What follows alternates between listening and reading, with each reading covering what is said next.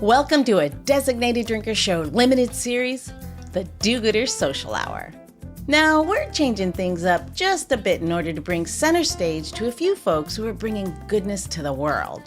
Now tell me, how could we not toast to that? Welcome back to part 2 of our conversation with the woman behind A Taste of the DMV Food and Music Festival, Shay Etheridge. So if you've missed part 1, you definitely need to go back and listen to that episode first. So Shay, in part 1, you shared your journey a little bit into entrepreneurship and what kind of got you inspired to start your own food and music festival. So in part 2, and as we kick this off, can you give us just a little bit more about that festival, just in case the listeners missed it in the first half? Yeah, so basically A Taste of the DMV is a food and cultural festival that's turning into a huge concert as well. It's going to be downtown, 300 Pennsylvania Avenue, starting at 3rd Street. If you can see the Capitol building, you know you're in the right place. We have about 30 acts, 10 bands that'll be over 3 stages, performances, tons of food. We have over 130 food vendors. Wow. Yeah, tons of options.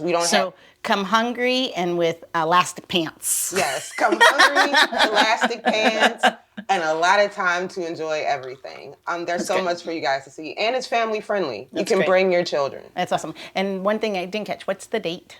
The date is June 15th, and it kicks off at 12 and it ends at 7. Oh, nice. Oh, nice. That's a good long day. Yeah. Because there's a lot to do. Yeah, it's That's very great. nice. So is it food festival with music, or is it music festival with food?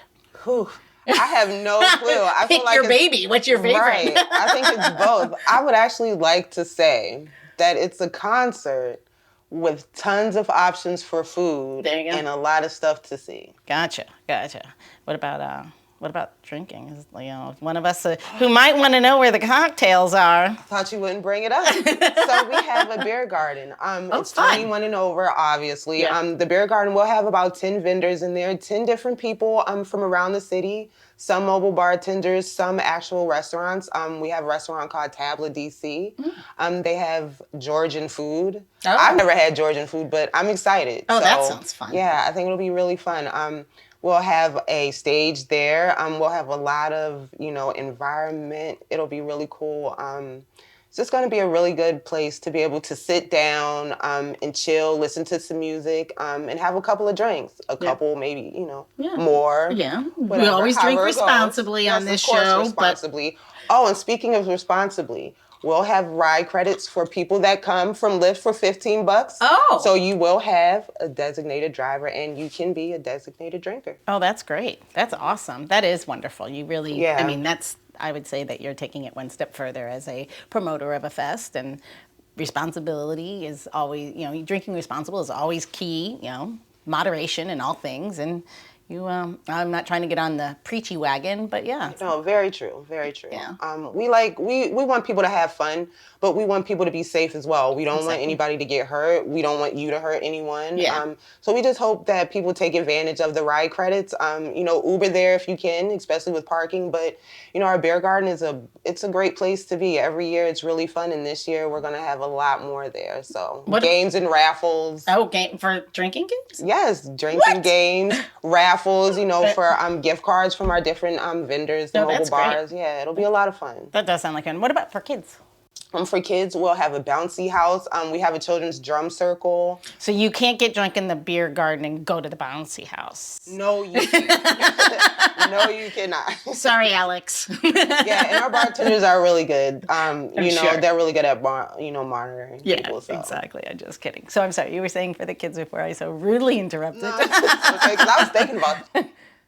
So we have a lot of stuff for kids. The bouncy house, the drum circle. We'll have a place where they can do artwork. Oh, fun. Yeah, in children's, we'll have somebody there that teaches kids how to make, small snacks, things like that. Oh, fun. So yeah, and a lot of samples for kids.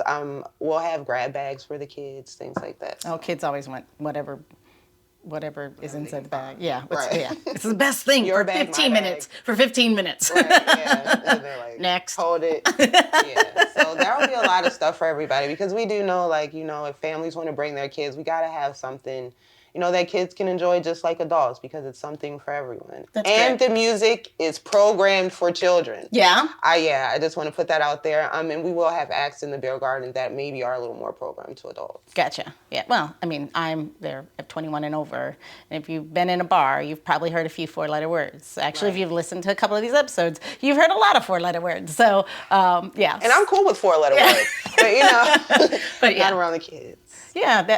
That's great. I mean, where was I just the other day? Oh, it's a place that we usually hang out, and somebody had put their playlist, one of the younger kids, I just did air quotes again. And the music was good, and then it wasn't. And it was like raunch rap. It was really like, like you're like, even for me, I was like, and this is it's a family place. I mean, it's definitely a beer garden, but it's very family, a lot of family. And I was like, and of course, people are working. They're not even paying attention because they're busy. Right. Yeah, well, they're busy too, and they're probably not even paying attention. Or they're like, "No, I gotta get my orders out. That means more." And I was like, I went to the manager. I'm like, "You might want to check out your playlist because it was like 2 songs back to back that I was like." Your face is turning red. You're like, well, it's not like anything I hadn't heard, but I was like, but I go there all the time, and that's why you could see people going.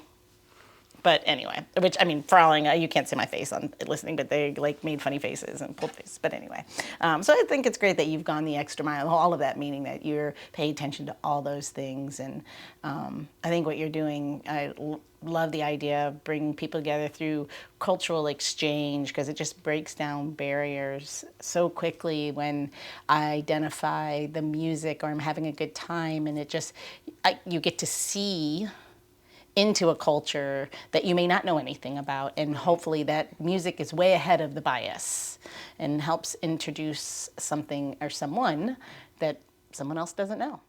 Right, yeah, and that's completely true. That's one thing that I really pride myself with the festival, the cultural aspect of it, because I want people to be able to come and experience things that, they wouldn't necessarily be like, I'll sign up for this or I'll listen to that, because I don't want people to be limited. Yeah. By what they're not used to. Yeah. So I just want to try to, mash them all up so people can see something different. Yeah, that's great. That's really awesome. I think that's really amazing. So, what kind of food do you have do you have, is it like food trucks? Or? Yeah, we have so many vendors and food trucks. We have food trucks that start, from your regular ice cream, warm weather treats to... we have boba, we have a lot of Thai vendors, Filipino vendors, Spanish vendors. We have a little bit of everything. That's great. Yeah, we've got a lot of African food vendors. There's just so much. There's a little bit of everything. We try to cover 90% of the countries, and we know that's a lot. It's a lot. So yeah, we get lucky. We get a lot of rare. Like we have a Croatian vendor. Yeah. I have no clue what Croatian food is, but I feel like a lot of people are going to get to try it. Yeah, I think and that's experience it. I think that's one really great thing about a fest is that you do, to your point, you can just try a little bit here and there, and if you're with friends, everyone gets something different. You split it up. It's not like a huge commitment into. Right. I've never had Croatian food. Am I gonna like it? I don't know. What do I got to lose? $10? You know what I mean? Right. Like, it's a shared experience, which that also brings you closer to your friends or your family and experiencing something new. And to your point, you've never had it, but who knows? Right, might love it. Yeah, I don't know if I'm gonna do chicken feet though. No. I don't do chicken. I look at those. We were in Tokyo, and again, I like to be open. We try these things. I'll never try this. Never in a million years will I try this. We were, and somebody told me that you can get chicken sushi. Mm-hmm. Yeah, your face is exactly mine too. And I was really like, confused. Yeah, and so we went to this little beer bar that my husband's a beer head, and they had like a good lineup of beer, but it literally was like this little hole in the wall, like locally owned. Those are the best. It was the best. No one spoke English. You're like, yeah, in the IPA. Like their phones. Yeah, and that's a Google Translate's a godsend. So we're there, and then we're looking at the menu, and we're using Google Translate, and at the bar, they had this like little wooden cutting board, and we all know what happens on wooden cutting boards. But somebody orders, apparently the chicken's like sashimi, really it's chicken like sashimi, and they are cutting, and it's the organs, the gizzards, the liver, and they're slicing it like you would sashimi if it were fish, is what I know it to be. And they absolutely, right at the bar on that wooden cut that, put it on this plate, little rat, and I was like, wow. That's This is insane. fresh. I'm open, but I'm not that open. Right. Like, maybe you should have did that in the bag. Well, no, people are just like, like it was nothing. And I was like, ugh. Like, you know. It's normal. Yeah, no, it's like, isn't that how you get botulism? Yeah, like that movie Contagion with Kirsten Dunst where they cut the pig in front of her. Yeah.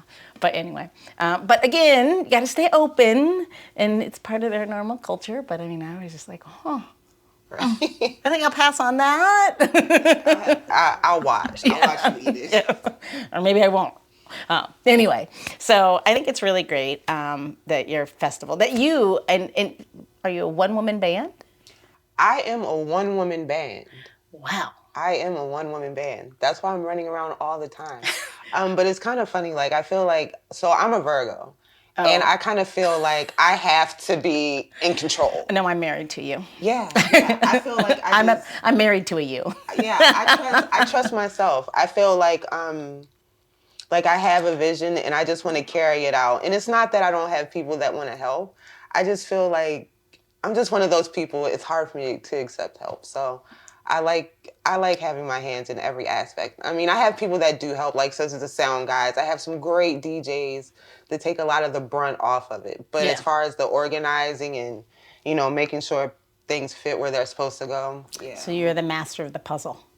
Yeah. Well, and then the cat wrangler. Yeah, pretty much. And then I have one partner, and you know, he helps me with a lot of the, you know, equipment or, you know, the guy stuff. Yeah.